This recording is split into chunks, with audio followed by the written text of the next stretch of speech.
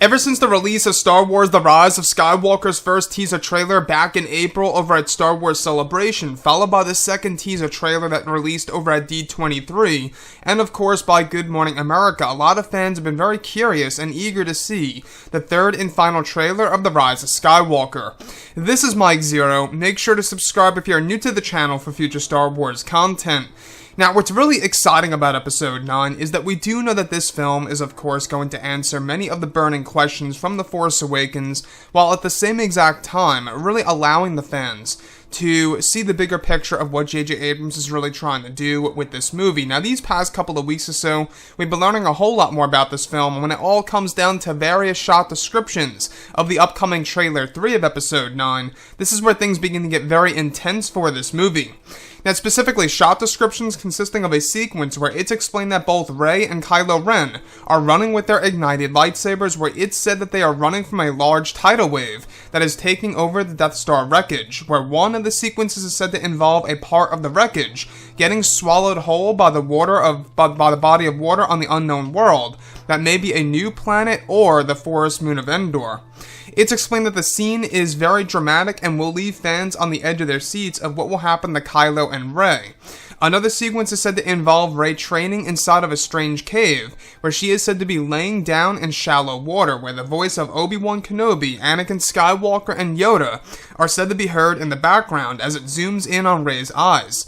It's explained that this is where Rey opens her eyes, where she gets up and examines the Skywalker saber put back together into one piece. Another describes a scene where Kylo Ren is said to be leading an army of Sith troopers toward a large base that is said to be engulfed in flames. The sequence is said to have all the Knights of Ren by his side, and that this burning structure seems to be another Jedi temple of sorts. Lastly, it's explained that a rear shot of Luke entails him standing next to R2-D2 on a strange world, where Luke appears to be younger, where he is also examining his green lightsaber, where he is said to show great regret. So, let's go over a couple of parts about this. Now, what's really intriguing about Episode 9 is that they will be exploring different elements in between the originals and, of course, the sequels, which we're talking about 30 plus years here in order to fill in the gaps. Of course, JJ's only going to explore, a little piece of that, and that's only, pretty much only getting into a small part of that era. So, the one piece that I want to go over that sounds extremely dramatic that I think would be very satisfying to see in IMAX is where there's a sequence that's actually set to appear in the third trailer, where we have both Kylo Ren and Rey running away from a large tidal wave of course, the body of water swallowing a part of the Death Star wreckage whole. Now, as this all happens, they are running away with their lightsabers ignited. It almost really does parallel of what happened between both Obi-Wan Kenobi and Anakin. You can really see the parallels here, where there is a moment in Episode 3 where they are both running away from the lava that's spewing up from the ground and hitting that metallic bridge.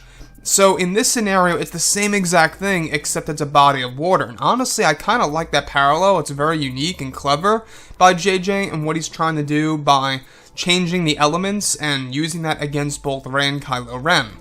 So, the other piece that I do want to go over that also really mystifies me is that there's actually said to be a sequence in which Rey is said to be laying on a body of water.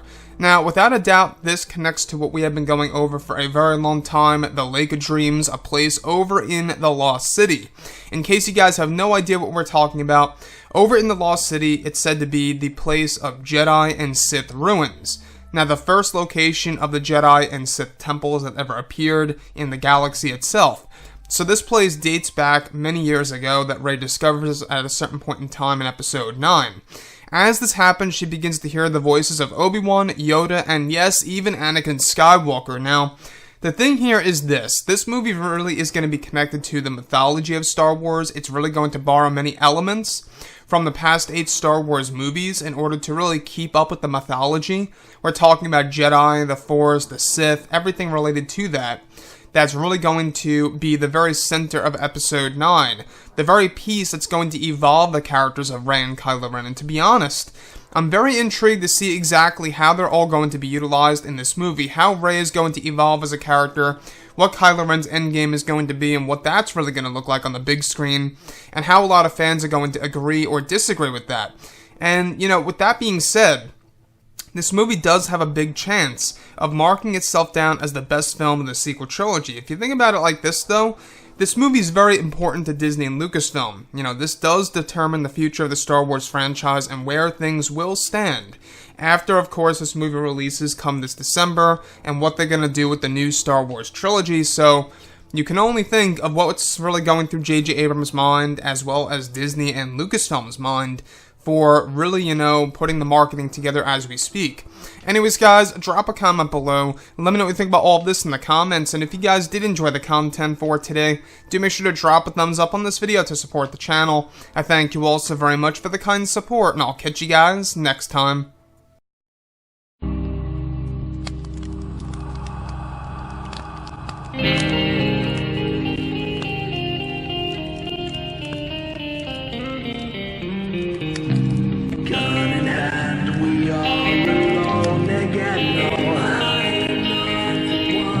From night to moon we hear them moans again.